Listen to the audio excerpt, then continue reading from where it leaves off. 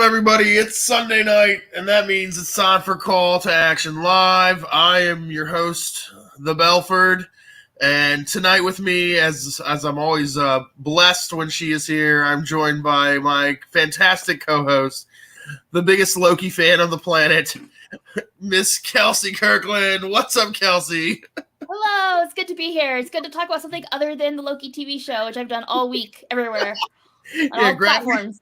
Glad we could drag you away from your 57th rewatch of the first episode of Loki so we can talk some Schmoedown.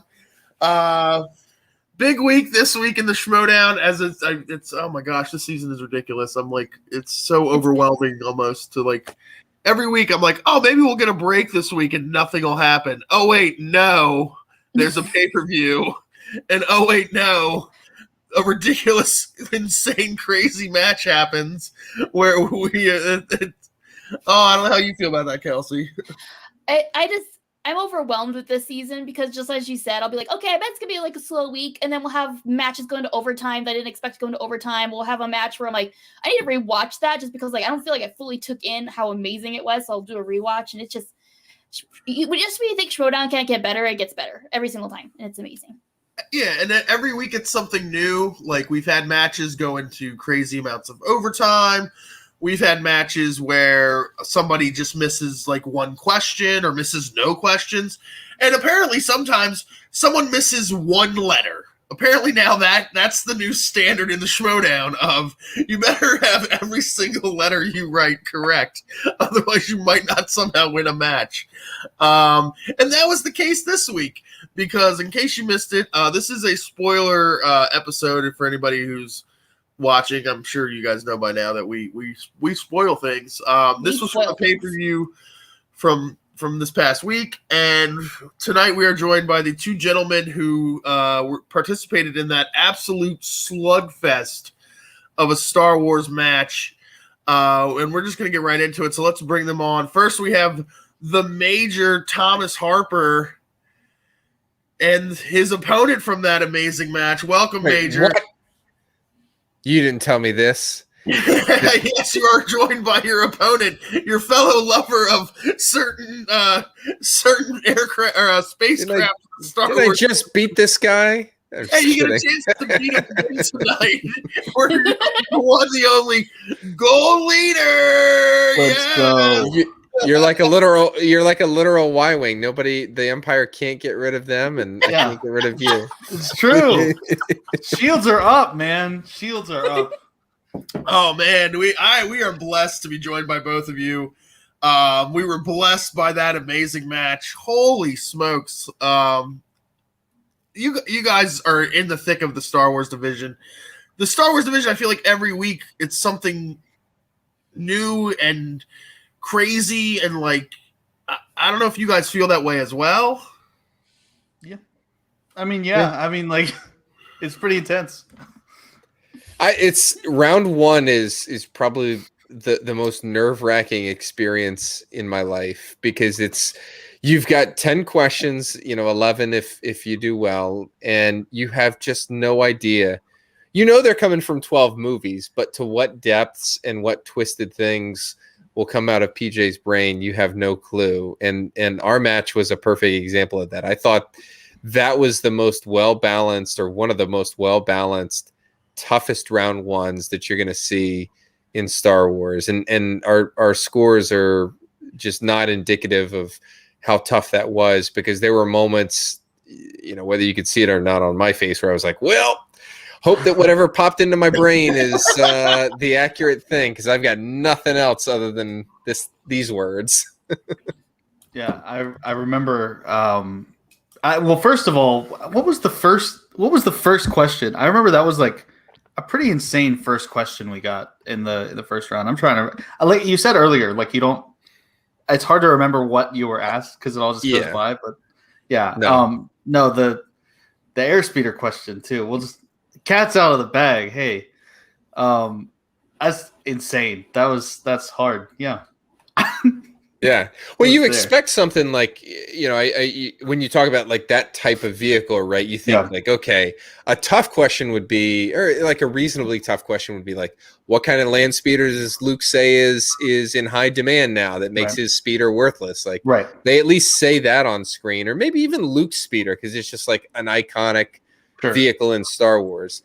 But the fact that we're getting asked about a random speeder in a chase scene in Attack of the Clones should tell you all you need to know about where this division is. Honestly, like, especially as like a casual Star Wars fan, which I never realized how casual of a Star Wars fan I was until the Schmoedown. There have been questions this season. I think it was like a few, maybe in round 2 of one of the matches, where they asked a question about a character's mother. And as a casual Star Wars fan, I was like, wait, who is that character? Like, I don't even know who that is, let alone who their mother is. Challenge. Yeah. This isn't a thing. Challenge. Yeah, it's true. No, it's hard. Like, so thinking about where I was, like, before coming into the Schmoedown to where I am now, it's like, there were questions in, like, the title match last year, the Ace and Alex Damon match. Like, there were some questions. The decraniated question that like fucked my whole life. Like, I was like, this is the craziest thing I've ever heard in my entire life. I'm like, how do you even fathom knowing that? But then I was like, oh yeah, the decraniated. Like, it's so easy. Like, yeah, but it's hard. This division is insane, but if you keep up, it's not so bad. I mean, it's definitely come a long way too, because I remember like going back and watching like old Star Wars matches. Right. I'm like, oh, I can answer these questions. Like, I know that, okay, this is from a movie I've seen. Like, and now it's like, I don't even know how to pronounce the words they're saying, let alone. Yeah, well, the measuring stick for the division used to always be the Iron Man between Whitwer and Knapsack. And you go back and watch that, and there are like a few difficult questions in there, stuff that I would consider difficult by today's margins. But by and large, you watch the match and you're like, man, this is like kindergarten. No offense, that's just where the division was at that point. And but it's a like case in point how far the division has come in a really, really short period of time. Sure. The implications of next year are terrifying to me. So that's the only thing. So I said this earlier. I don't know. I do so many of these things. I don't know. It's nothing. Like, I just don't remember when I did this. When I said this, but like, Koro 2 would not have even been a 5-pointer in a previous, like, 2 years ago. It would not have even been a 5-pointer. But like, the fact that now that's like that's a round 1 question. Like, that is the difference is like it really has evolved so fast. Like, if you look back at those old Whitwer matches, it's like, it's crazy.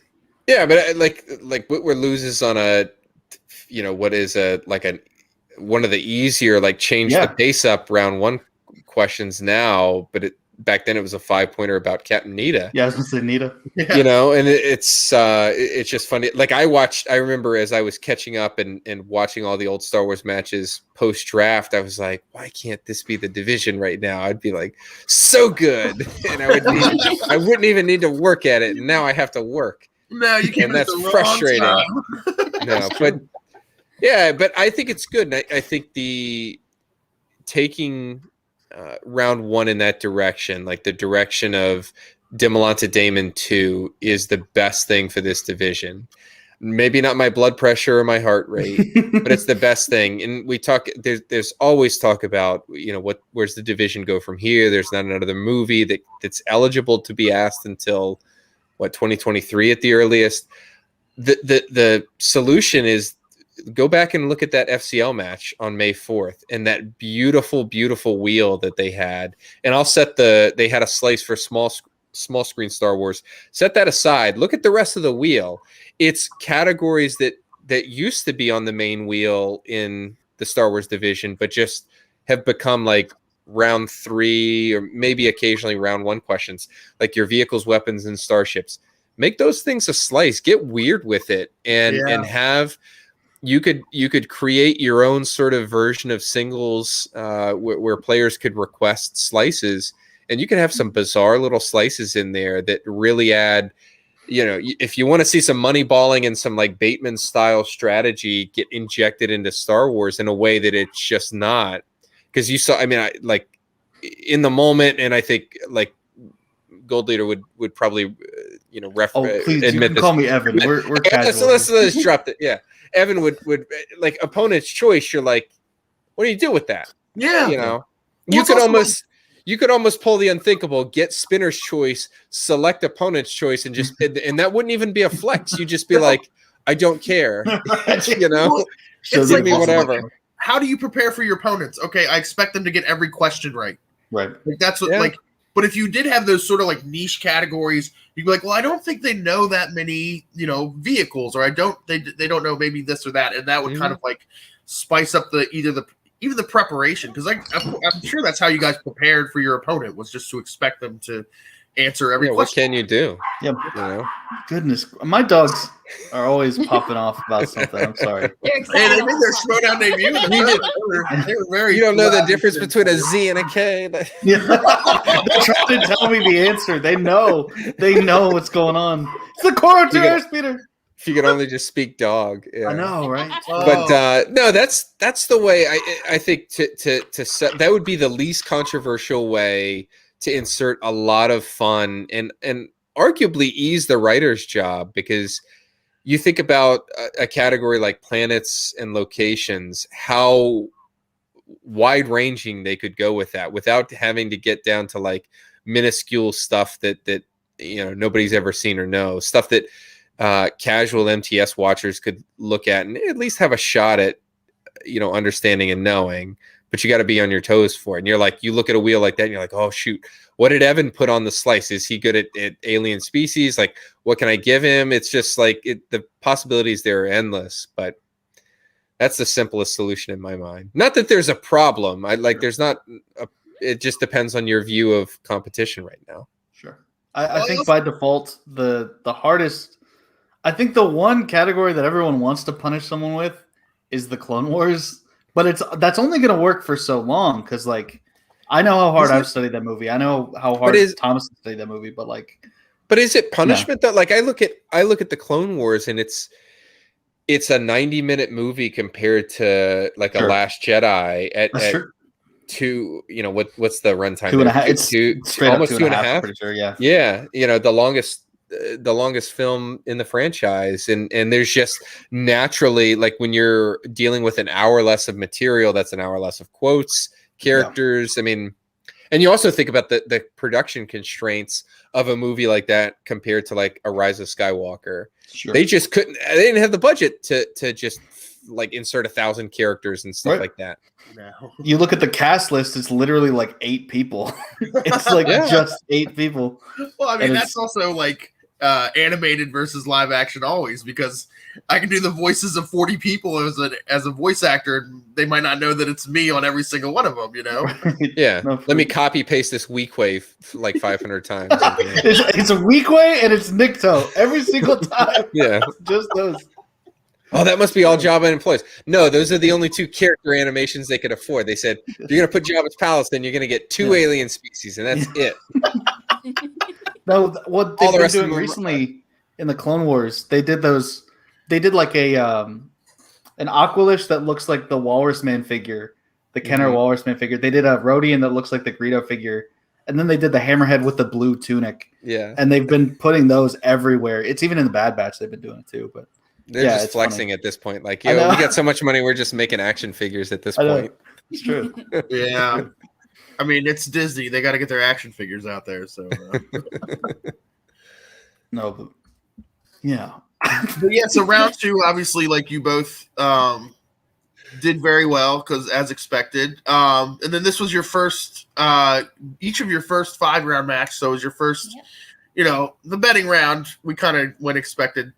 You both bid 3, and then I love the little interplay with you guys and Mark and the code words. That was my favorite part. It's going to be tough for any match to beat that sequence, because like going into the match, I don't mind pulling back the curtain. I was like, against a guy like Evan, a competitor like Evan, there are just a really, really limited number of scenarios where I could see not betting 3, and that's purely based on like where I felt the match would be at that point tactically, and in Star Wars it's just sort of generally like that. It's there's never going to be a Merle moment where you're like betting 0 because it makes sense tactically and mathematically to do that, and so yeah. But I love that we just kind of leaned into it. And Evan, like that was my favorite moment of the entire season so far, was you just dropping, you're like, I'm going 3, and then Mark is just like, nobody's ever done this before. I will say also, conversely, PP Wing is one of my favorites too. So that's great. That works out. Well, that's canon now. So it's legit. Wait till PP Wing and Bad Batch, y'all. It's gonna happen. Yeah, the general has spoken. It's true. But then we get in the speed round, and again, that kind of went as expected. I do think that Star Wars is the division that needs the buzzers the most, because we just expect you guys to answer 10 questions right in the speed round, and let's move on to the like nothing changed. Like the number ones are challenging. Like those are the ones that can really be punishing, because like if you miss a speed round question, you also get deducted a point, right? Like that's you got to be really careful about stuff like that. That's like, I mean, even Alex, like last year, I used the only reason I know this is because I used it in like my audition or whatever, but like he missed how many movies Han Solo was in. He said 5 and it's like 6, but like, yeah, you really have to, that's the kind, and you saw it in his, one of the Dimolanta matches. Somebody asked him how many movies Luke is in, and he's like 7, like just really quick. It was perfect. Like, it was so good. Like he came prepared. Yeah, but it's that and like sequencing questions that can be trip ups, and really like the speed round. I like fast money. I know that it's going to go the way of the dinosaur as soon as we get back to studio matches, and that's totally fine.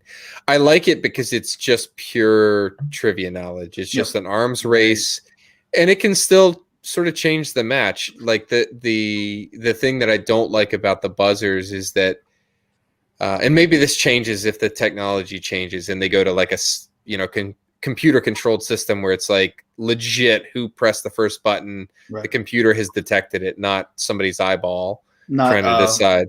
Not Makuga. Like Makuga. Him. The buzzers they have now are like that. It's 2 buzzers. Okay, well, that's good. And it locks the other buzzer out. So okay, well, that's good. But yeah, I just like inserting a physical element of the game.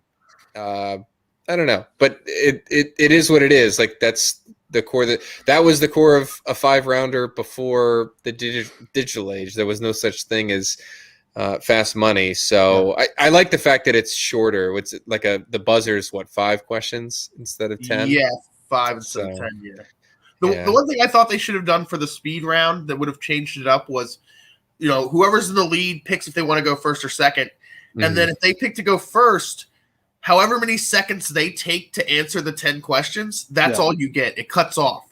So then your opponent's like, okay, well, he answered it in 45 seconds. You only get 45 seconds. So, which that would kind of be able to change the way people do things and stuff.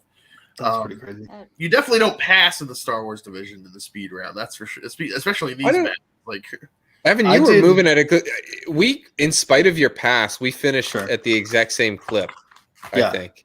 Yeah, I wasn't even sure. Like, it was all a blur for me. I was like, you can't even focus on the time really necessarily because like I didn't notice there was a clock until Ellis was up and Ellis froze, and thank God I had answered all my questions because he was like, and just stops. He froze on one of mine. I don't know if it was on the repeat but I just remember he froze. I think when he asked me about Zuckuss, and I was like, oh my God, like I have to relay this question. What could that have been? But yeah, that was intense. It was scary. We came back into the match, and I remember Guy said like, I'll just say that match was played. That speed round was played really well, and I was like, oh, maybe he missed like one. No, not at all. No. I was like, I really thought the speed round would get you, but you've surprised me. That was great. I was terrified of the speed round going in, so. It's the unknown. Like the timing doesn't bother me. It's the unknown. Like it bothers me in a different way than round 1 does, but because it's like, at the start, you're like, I got 10 questions. Now I've got 9 questions that I have no idea what they're going to be. Now there's 8, and your mind doesn't have any chance to react. It's just spit it out, and you hope that the insanity that comes to your brain quickly is the right thing. Yeah. I just realized you switched out your helmets, by the way, Thomas. I know. I got the little Mandalorian helmet, and I've got a little Ray pilot helmet up there. Oh, cool. That's sweet. This is how much she's been studying you as an opponent. That's right. Well, I'm used to staring at the Sith Trooper at the bottom. Or is it's not a Sith Trooper. That's Captain Cardinal. No, well, I'm saying there. Oh, is it? Okay, see. Yeah. I haven't finished. That's expand the division right now. Expand it. You gotta know shit. Let's go. Is that Resistance? I haven't finished all. I've seen the first season of Resistance. I never went back and watched the second one. I really liked that show though. But that's who that's from, right? Or where that's from? He's not even in Resistance. He's in Galaxy's Edge. A couple of the he is in Galaxy's Edge. Actually, it's like after he's out of the First Order, but he's in the Phasma book quite heavily. Okay. That's cool. I've read. This is again showing my weak spots. I have read one Star Wars novel in the new canon. It's now officially the movie and book trivia Schmoedown Star Wars division. Great. No, I read Aftermath. That was the one. I really liked that one, actually. Yeah, that's a good one. That whole I love the new Thrawn books. Those are my favorite. Yeah. I've heard those are awesome. I love Thrawn. Last year, I want to tell this really quick because you mentioned it. Timothy Zahn, there was a thing at Celebration 2 years ago. They were they had all these authors. It was Claudia Gray. It was what's her name? E.K. Johnston. Yeah. And Timothy Zahn. They were all up on stage, and they were like, "Okay, whoever answers this trivia question gets to come up and compete with Timothy Zahn in his round." And so I'm like, "Oh my god, this is going to be great! I'm going to do it." And the question was like, "What are the odds that C-3PO gives Han about successfully navigating asteroid field?" Super. It's a softball, but like, so the first person stands up and he's like, 3,820 to 1. And I'm like, no, that's not right. That's not right. And I'm like, somebody like, they sat down and like people started raising their hands again. Second person comes up, he's like 3,725 to 1. I'm like, no, oh my god. You're banned. You're out of here. I didn't get picked. They got it right after that. There's funny. Go ahead. Sorry, go ahead. No, go ahead. No, the first time that I ever heard of Schmoedown, this is before I knew Alex really, really well. At Celebration 2017 in Orlando, I did my first ever panel as a moderator, and I get out and like we're kind of like getting the panelists together and stuff. And there was a massive line queued up outside the room, and I was like, "What is this?" Because we're not talking like a main stage. Like my panel was at the same time the Last Jedi trailer dropped, so you can imagine, that was a great scheduling spot. But but I was like, what is this? And I was like, what are you guys lined up for? Because it went as far as the eye could see, and they're like, it's the Schmoedown. I was like, the F is the Schmoedown? What is this? And it was the match. You can go back and watch. That's like where Campy is in there, and Whitwer, and the whole 9 yards. The Fatal 5-Way up on stage. That was in the same room. I was the panel right before that, so you can close your eyes at the start of the match and imagine me. I was like, well, after I don't know what the heck the Schmoedown is. I'm going to go down to the exhibit floor and try to catch this trailer. Did you get into the 40th anniversary panel? I did get to see that one. Yeah, I did. That's the one. I got into the Last Jedi one because I camped out overnight, but I did not get into the 40th one. And I found out George Lucas was there, and I killed me. It destroyed John Williams. I know, man. No, but I woke up while the you guys can just go home, by the way. It's just me and Tom. We're just hanging out. I woke up at like midnight in the Last Jedi queue. I was sleeping on a stone floor. I couldn't sleep. Like it was I was exhausted. Yeah. But I woke up and everyone started screaming because like Ryan Johnson came in. Yeah. That was cool and everything. And then I boom pulled a lightsaber in over the crowd and he signed it or whatever. That was cool. That was great. But then I tried to go back to sleep and then I heard screaming again. I look over in the corner of this big like warehouse of a room and there's like this circle of people. And I'm like, what the hell is going on? I know exactly what you're talking about. I went over there and it's a lightsaber fight club going on. Yes. And yeah, that because they did it during the 40th panel too. I remember. I heard about that. Yeah. But yeah, I stayed up until 4. My dad was in line with me, and he's like, "Why the like? Can you curse on this? Is this a Yeah, cursing you show?" can. It's like, "Why the fuck are people like dicking around this late at night?" My dad loves Star Wars, but his patience went to -50 at like 2 a.m. He's like sitting, and I've like conned him into sleeping on a concrete floor while we're paying for a hotel room that's a stone's throw away.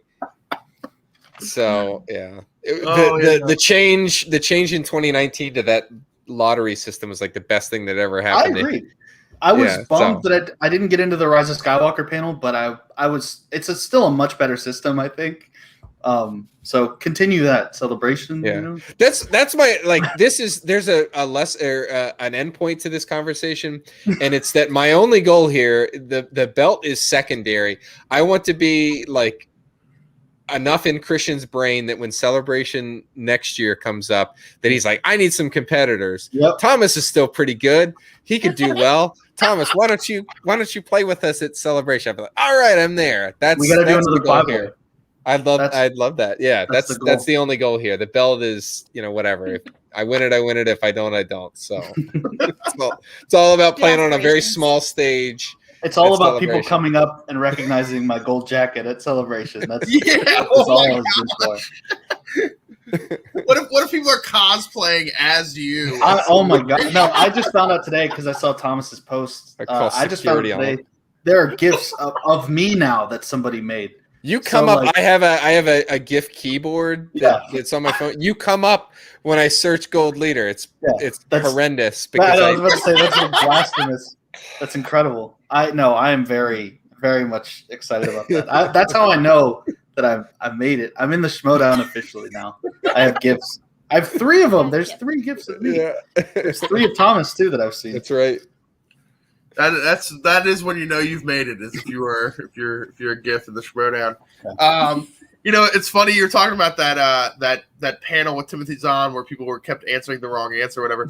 There's a YouTube game show. It's called Actually. Have you guys ever seen this? No. And it's from like Nerdist pop culture where they'll read statements and someone has to buzz in and say what's wrong with the statement. Right. And they have to, in like Jeopardy, instead of in a form of a question, they have to lead off with actually. Yeah, that's great. Actually was a Y-wing. I like it. That's great. That's how I feel when I'm talking to any Star Wars competitor about Star Wars. Right. Just waiting for them to tell me what I said wrong. No, you're wrong. I didn't want to say anything, but Mark Ellis during my match called the Y-wing that I was holding an A-wing. And I didn't want to hurt his feelings, so I didn't say it. I didn't call it out. I knew it was hurting Thomas. Nerd Chronic, clip this out for the next promo. Yeah.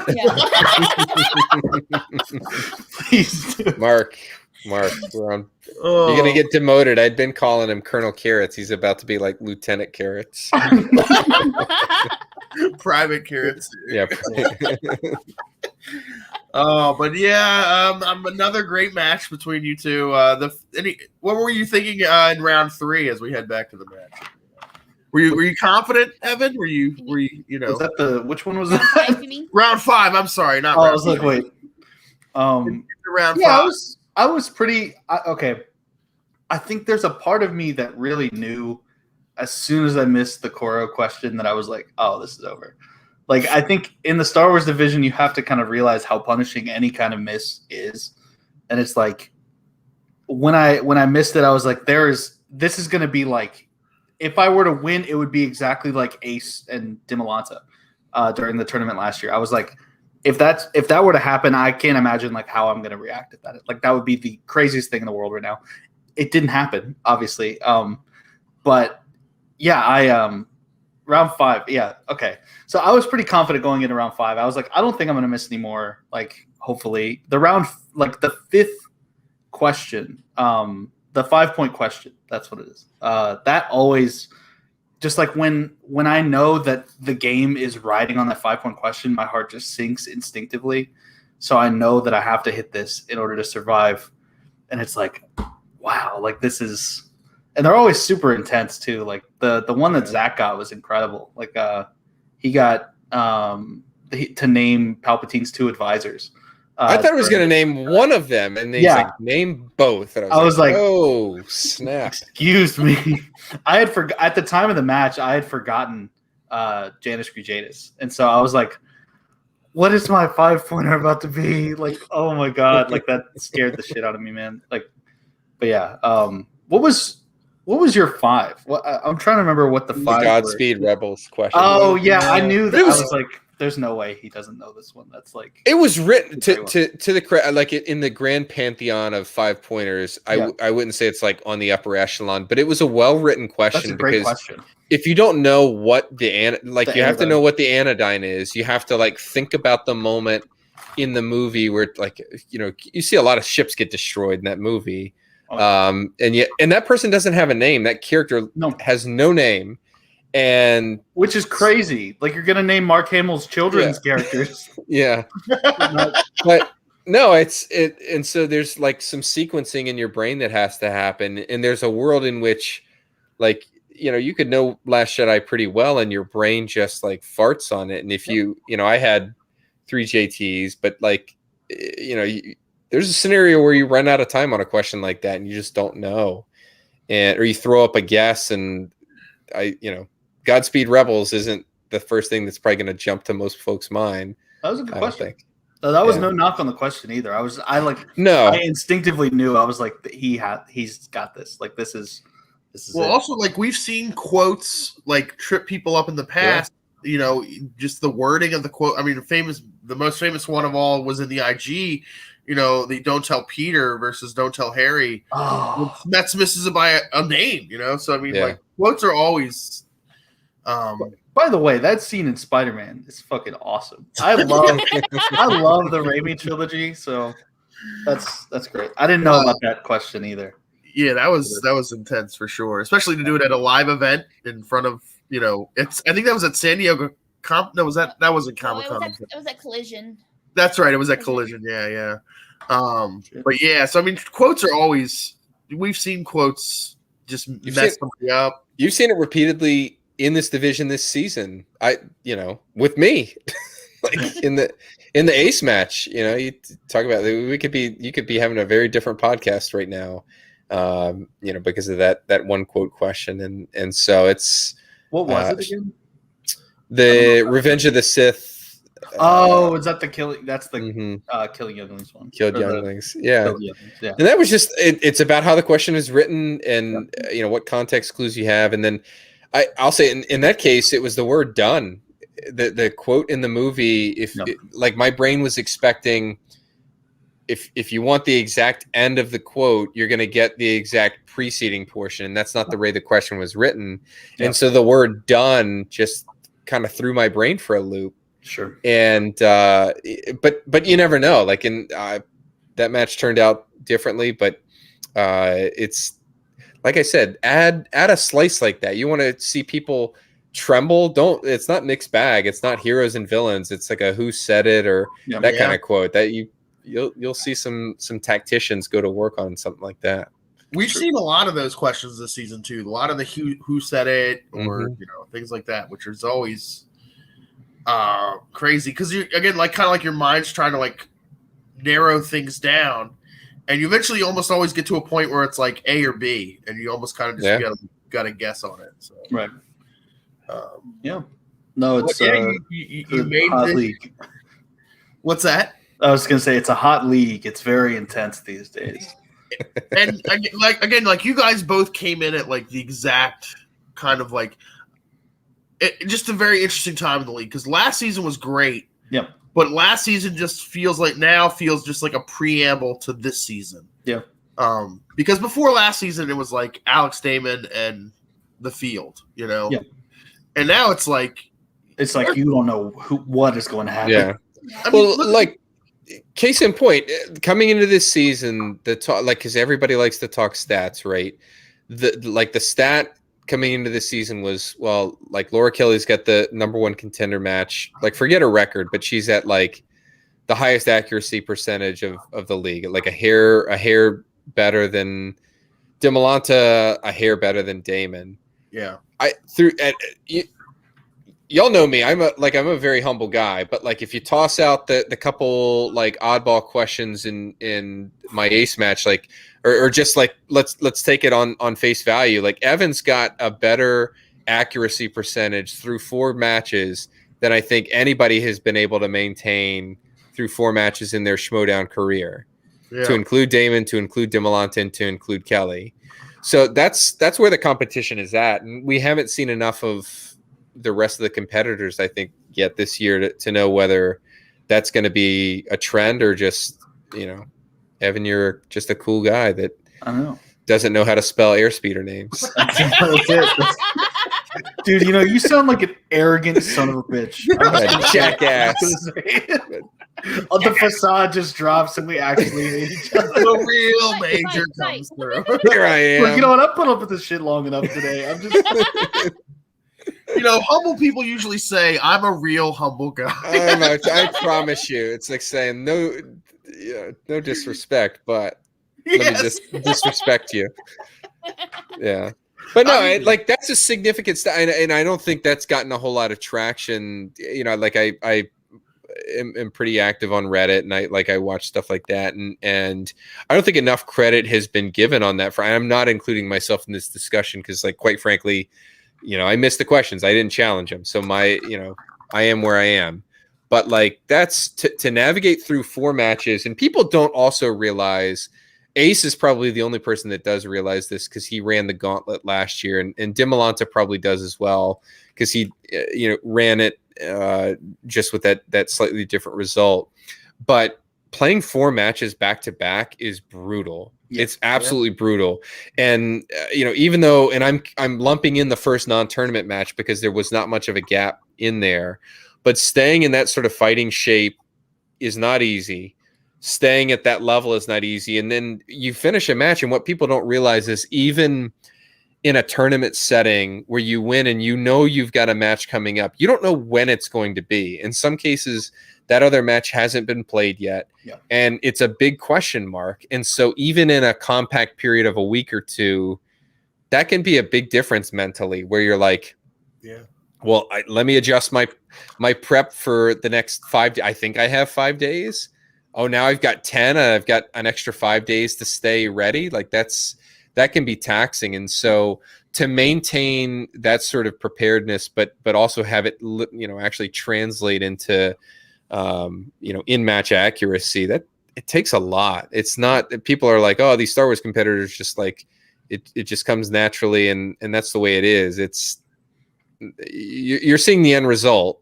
Yep. You're not seeing the sausage get made. You're not seeing the 50 clothespins that are holding me up behind my back. Exactly. That's from The Simpsons, I think, right? It didn't. Who was it? Oh my goodness, this is gonna kill me. It's who's the principal in The Simpsons? Skinner. Principal Skinner. Yeah. I think it's Principal Skinner or somebody else, but or maybe it's Homer. It might even be Homer. I'm just rambling at this point. But he's being held up by 50 clothespins and they let him go and he just droops off to the side. It's Skinner. It's Skinner. Yeah. It's Skinner. It's very much, it's like that. I'm just, it's, and I can't necessarily speak for Thomas here, but for me, it's sometimes you do just get lucky. There are weak spots that every Star Wars player has that they don't know until that question gets asked. And so when that gets asked, it's like this crazy revelation. You understand, you all of a sudden you have to change the entire way that you study, the entire way you think about everything. And you don't know those weaknesses at all until you get asked those questions. So it's like walking in a landfield or a landmine. A minefield. That's what you meant. Yeah. I think this is always an interesting question, especially for Star Wars competitors, because singles competitors, especially, there's just going to be stuff that they don't know. There's going to be a movie they haven't seen. It fell through the zeitgeist or whatever. Is it worse when you don't know an answer and it's just not something you know at all because you want to know everything about Star Wars, or it's a question that you know the answer to, you just can't pull it? Which do you think is worse for you? You go on this one. I'll draw on my Dragon Con experience because my 2 most recent losses, one was just a gap in my armor, and in that scenario, it's okay, I didn't know that. It's frustrating because you look at your prep and you're like, how could I have missed that? Yeah. But you can't. It's like, what am I supposed to do? I could have 50 JTs, and I never would have pulled that answer. And in some ways, that's like less hurtful. I had a scenario where I lost the year that Zach won it. I got third, and the question was in 32 BBY, who is the senator representing the planet of Naboo? And I wrote Bale Antilles, which is the correct answer. And then like 5 seconds passed by, and in my sleep-deprived, like con-addled brain, I was like, no, you idiot, it's Bail Organa. And so I like hurriedly erased and changed it, and it's Bale Antilles. And then the very next question, Zach wins on a question that I knew the answer to. And it's like, that's the way the cookie crumbles sometimes. That hurt. And, so I think I would rather just get blindsided if it's me. I don't know. Like, what was that? I think it's worse. Like, if you don't know a question, period, like if you can't even pull it, like, I think that is worse on a technical level. It doesn't feel as bad. I think what feels worse is when you know an answer and you just fuck up like momentarily, knowing that all that perfect example, the Coro 2 airspeeder, which I'm going to talk about till the day I die. I remember vividly the night before the match, I was studying Attack of the Clones, and I was like, I'm going to go back through this movie. I know I'm going to go back through this movie. So let me just focus on this question. Okay, Coro 2 airspeeder. I'll come back to that. I know that I'm going to come back to this question specifically.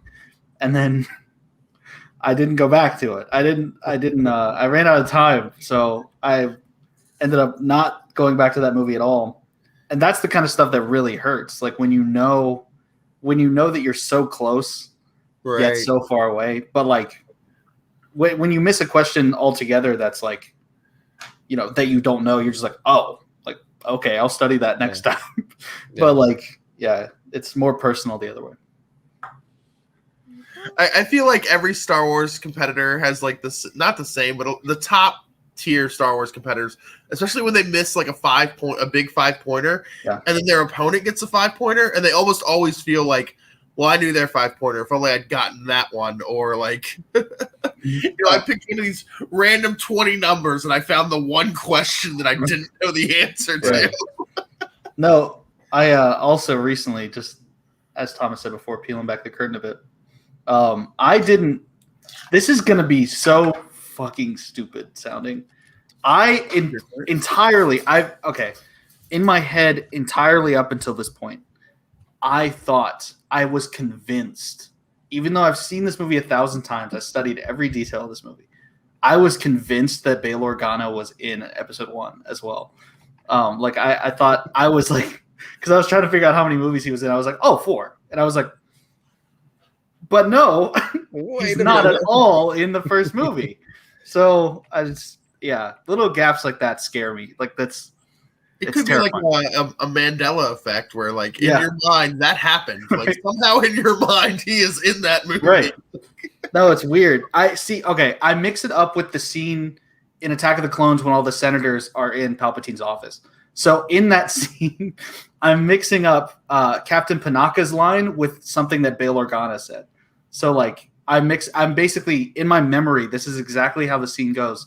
It is Bail Organa who comes in and says Bail Antilles of Alderaan. And I'm like, that is how I got that mixed up. I have no idea why. Like, I guess they're standing in like a similar place in the movies. I don't know what that's about. And it's, I guess, because I always think of Bail Antilles like being, I was like, oh, is that just Bail Organa's like weird surname or something?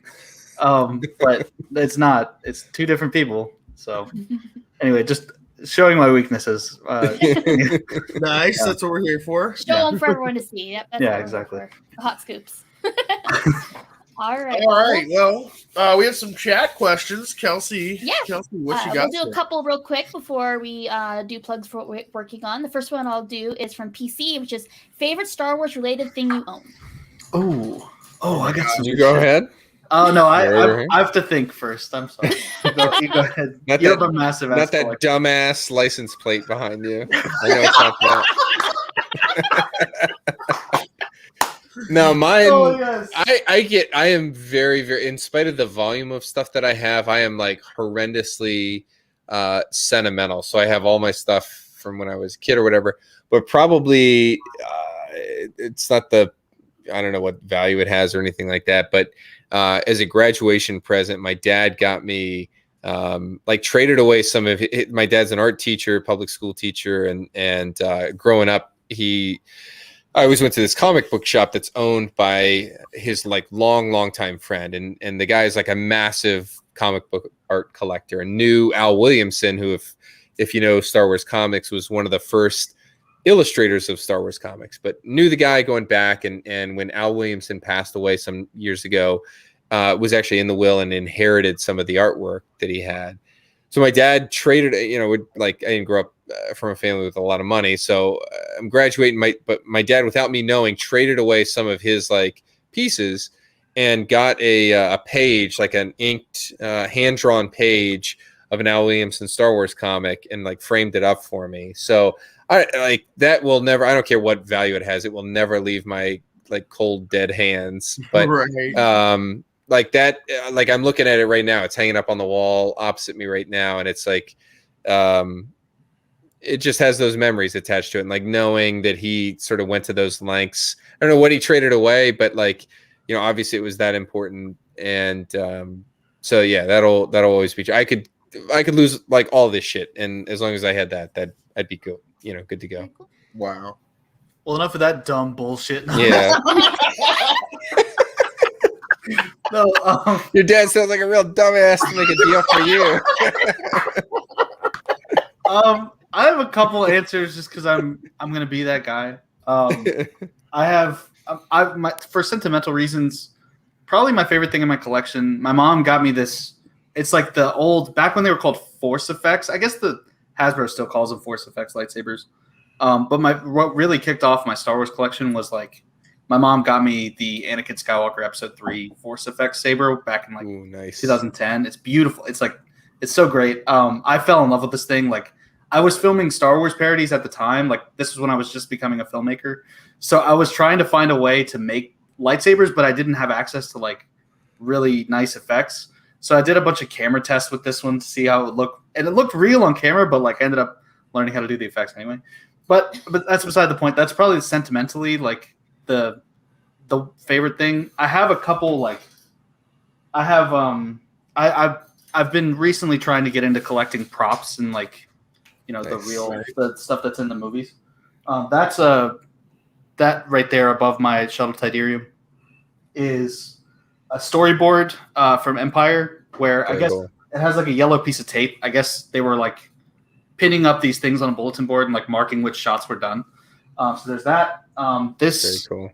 Maybe you can see that. That is a Ralph McQuarrie piece. It is signed, but it doesn't have a certificate of authenticity. So I don't know. You got it. I mailed it to you. Yes. Yeah. Okay. Yeah. And then the other, I have two more things just over here. One of them is a patch of Wicket's fur from Stuart Freeborn's workshop. It's kind of cool. And then I have this document on my wall. There's so many fucking bottles on my desk. I'm sorry. This horse shit. He's just giving us a tour of his collection at this point. Yeah, right. This blue piece of paper right here. It looks white, but I swear it's blue.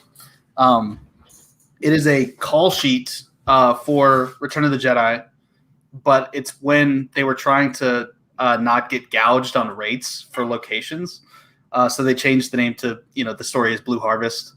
And so the paper says Blue Harvest up at the top, and that was kind of cool. So, wow. So yeah, so I have 500. I have 500 more other things if we want to go through all of them. But yeah. You mean? No, but I'm trying to think. Anything else? No, I'm good. I'm great. I think we're good for questions for tonight. So if you want to do wrap ups. All right. Where can we find you guys, Thomas? Where can everybody find you? Look, I have the peak of creativity when it comes to Twitter handles at Thomas L. Harper. It's L as in Larry. And I do the Legal Geeks, which is like a legal podcast where we take my involvement is Star Wars. We look at legal issues in Star Wars. I actually just recorded before this our latest episode, breaking down the latest episode of Bad Batch. So we're talking everything from like practicing medicine without a license for the clones as they sneak aboard and do a little surgery aboard an abandoned Jedi cruiser to all sorts of other stuff. So just if you feel like you're nerdy but you need to crank it up to 15, come check out the Legal Geeks, and you can watch these episodes and be like, man, there's somebody out there dorkier than I am. Probably watch the Star Wars division. That's right. Evan, where can everybody find you? I'm the only one of these in existence. There are no other Evan Bushkars that I've found in the world, so it's at Evan Bushkar on Twitter. I do a podcast on Facebook called Nobody's Watching Anyway. It's on Facebook only. It's a video podcast on Facebook. I don't know why I don't do audio, and I don't know. It doesn't make any sense. But go look. There is no audio. It's just video. Yeah. You have to guess what he's saying. You have to. It's really popular with lip readers, but nobody else. Well, you've got a very dedicated audience of people that were born in like 1910, and they're still not used to talkies. Yeah. Our podcast is actually entirely in Morse code, so if you can, it's popular among the military too. So, it's good for the troops. Yeah, exactly. Single podcast for the boys back home. That's but no, yeah. So go to my page on Facebook. I make short films and cartoons and stuff. I post them all there. So check me out. Check Thomas out. I just lost a title or a number one contender match, so check that out too. Hey, spoiler alert! Whoa! Not the entire rest of this podcast, but just that part. Yeah, we broke down the entire match. Yeah. Spoilers, guys. Yeah. Wait, we what? never said who won. Oh, we did not say that. Oh, yeah. Kelsey, where can everybody find you? All right. You can find me at KelseyKins90 on Twitter and Instagram. You can find me on Call to Action Podcast every other week for live and chill when we do get to have it. Also, for the next 5 more weeks, you're going to find me on several channels talking about Loki.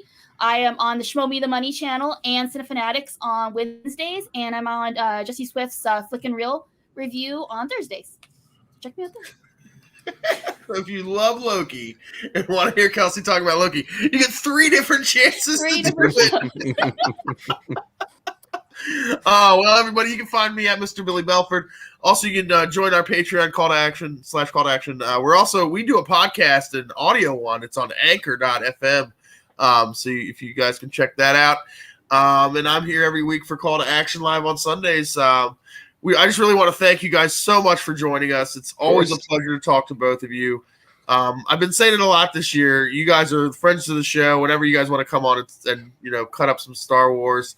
Thomas, you obviously have your next opponent lined up.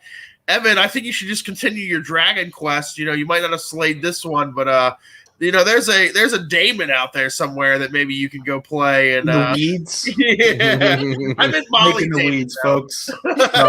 No, I'm quitting. I'm quitting this. Oh, by the way, I'm never coming back on this piece of shit show. I mean, remember Rocky lost the first match. I'm gonna come back in Evan Bushkar cosplay, so that'll be you can't full character. Oh yes, absolutely, do it. You have to pull back your hairline a little bit. That's right. Yeah. Oh man! Wow, what a great show! Thanks everybody for joining us. We'll be back again next Sunday with whatever crazy happenings happen in the Schmoedown this week. Goodness gracious! But we will see you all next time, and you all have a good night. Thank you, folks. Thank you.